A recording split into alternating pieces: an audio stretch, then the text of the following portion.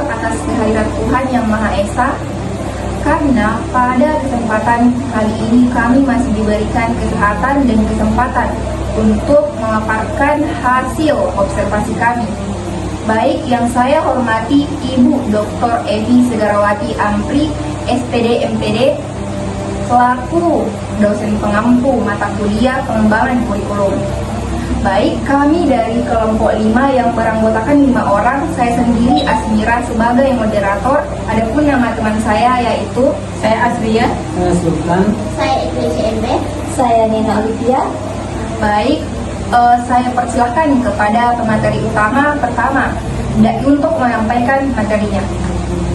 pertama itu latar belakang di mana kurikulum Merdeka memberikan kebebasan satuan pendidikan untuk mengembangkan kurikulum operasional satuan pendidikan, yang dimana itu SDN 014 Sumberjo menerapkan kurikulum ini untuk memperkuat profil pelajar Pancasila, capaian pembelajaran, dan alur tujuan pembelajaran. Dan observasi dilakukan untuk melihat keterpaduan antara teori dan praktik penerapan kurikulum di sekolah dasar tersebut. Yang kedua itu rumusan masalah. Yang pertama, bagaimana sekolah menanamkan nilai-nilai profil pelajar Pancasila kepada siswa.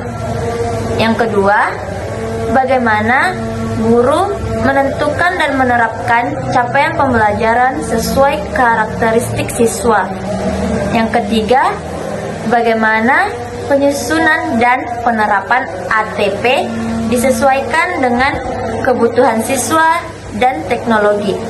Yang keempat, bagaimana landasan dan evolusi kurikulum di sekolah diterapkan.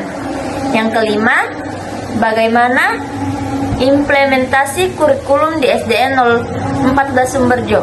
Yang keenam, bagaimana prinsip-prinsip penerapan kurikulum Merdeka dijalankan dalam pembelajaran. Yang ketiga, tujuan observasi. Mengetahui penerapan nilai profil pelajar Pancasila di sekolah, memahami cara guru menyusun dan melaksanakan capaian pembelajaran, menelah penerapan alur tujuan pembelajaran berbasis kebutuhan siswa, mengidentifikasikan landasan dan evolusi kurikulum dari aspek filosofis, psikologis, sosiologis, dan historis, mengamati implementasi dan prinsip kurikulum Merdeka dalam kegiatan belajar mengajar. Kemudian landasan dan evolusi kurikulum. Yang pertama yaitu filosofis, yaitu menekankan pengembangan karakter dan nilai kemanusiaan. Kemudian psikologis, menyesuaikan pembelajaran dengan fase perkembangan siswa. Kemudian sosiologis dan historis, mengintegrasikan kearifan lokal dan budaya daerah ke dalam proyek profil pelajar Pancasila. Kemudian kurikulum dikembangkan agar adaptif terhadap perubahan zaman dan tetap berakar pada budaya nasional. Kemudian implikasi kurikulum di sekolah, seperti kolaborasi antar guru dan kepala sekolah, penilaian formatif dan sumatif yang menilai aspek pengetahuan, keterampilan, dan sikap peserta didik. Kemudian pemanfaatan sarana prasarana serta dukungan orang tua dan masyarakat hingga hasil proses belajar menjadi lebih aktif, kreatif, dan kolaboratif. prinsip penerapan kurikulum Merdeka. Kemandirian. Siswa aktif mengeksplorasi pengetahuan melalui proyek dan refleksi diri. Diferensiasi guru. Menyesuaikan metode, media, dan tugas berdasarkan kemampuan serta gaya belajar siswa. Fleksibilitas. Pembelajaran disesuaikan dengan konteks lokal dan karakter peserta didik. Berorientasi pada siswa.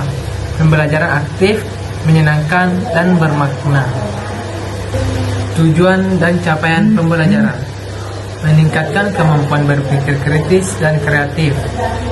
Mengembangkan sikap, gotong royong, religius, dan disiplin. Menjadi individu berkarakter sesuai profil pelajar Pancasila.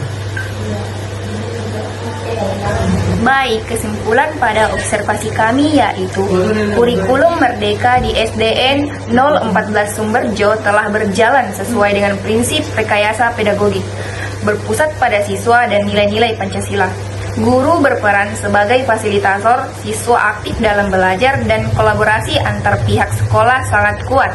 Namun, masih diperlukan peningkatan dalam pelatihan guru, penyediaan sarana dan prasarana, dan evaluasi berkelanjutan agar implementasi kurikulum semakin optimal dan berkelanjutan. Baik, itulah tadi pemaparan materi dari kelompok kami. Kurang dan lebihnya mohon dimaafkan. Wabillahi wal taufiq wal hidayah. Wassalamualaikum warahmatullahi wabarakatuh.